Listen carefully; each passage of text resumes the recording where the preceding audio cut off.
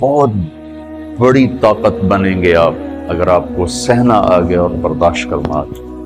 کیونکہ جب آپ برداشت کرتے ہیں نا تو اندر میں ایک طاقت پیدا ہوتی ہے.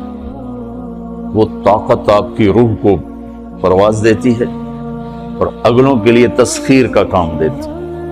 اور اگر آپ پھٹ گئے تو بم کے پھٹنے سے کیا ہوتا ہے؟ تباہی آتی. جب آپ پھٹیں گے یا میں پھٹوں گا تو معاشرے میں تباہی آ جائے گی. تو اس کے لیے آپ دو چیزوں کا اہتمام فرمائیں. ایک اپنی زبان کی حفاظت فرمائیں. آپ اس 400 کے معاشرے میں کوئی غیبت کرنے والا نہ، کوئی جھوٹ بولنے والا نہ، کوئی کسی کو طنز کرنے والا نہ، تانا دینے والا نہ.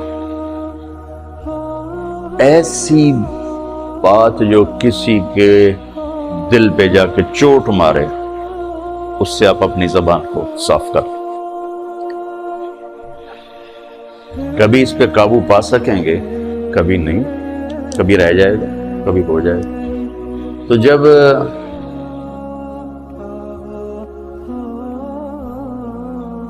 ہاتھ سے نکل جائے بات تو پھر اللہ نے ہمارے لیے توبہ کا دروازہ رکھا ہے.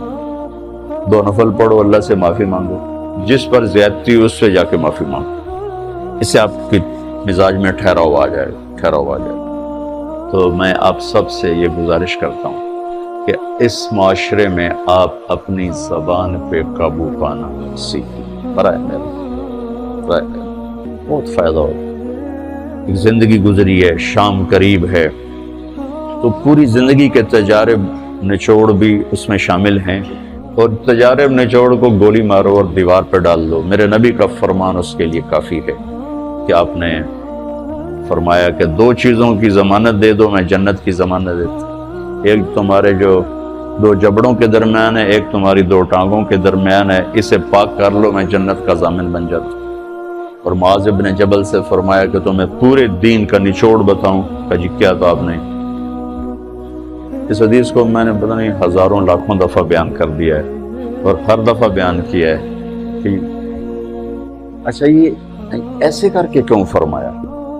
یہ پہلے کیا پھر کہا کف ھذا. اور کہا کس کو ہے؟ جن کے بارے میں آتا ہے کہ اس امت کے علماء کا جھنڈا قیامت کے دن معاذ بن جبل کے ہاتھ میں ہوگا. اتنے بڑے ہیں. 18 ہجری میں انتقال ہوا. 1434 ہجری میں اردن گیا تو ان کی قبر سے خوشبو آ رہی تھی. 1400 سال گزر گئے، ان کی قبر سے خوشبو کا آنا بند نہیں ہوا. اتنے بڑے آدمی کو کیسے سمجھایا؟ بچے کی طرح. معاذ اس زبان کے قابو. تو آپ سب کو، اپنے آپ کو بھی کہتے ہیں. وہ عرب خطیب کہتے ہیں اوصیکم نفسی اولا وایاکم کر کے عام طور پہ خطبہ شروع کرتے ہیں.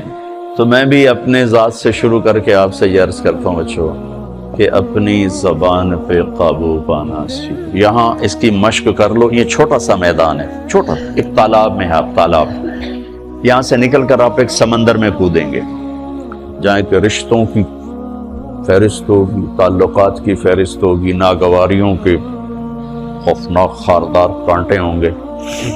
کہیں کہیں پھول ملیں گے ورنہ کانٹوں سے بھرا جہان ہے. اگر آپ نے یہاں پریکٹس کر لی تو پھر آپ اس میدان میں جا کر انتہائی خوبصورت معاشرے کا فرد بن جائیں گے.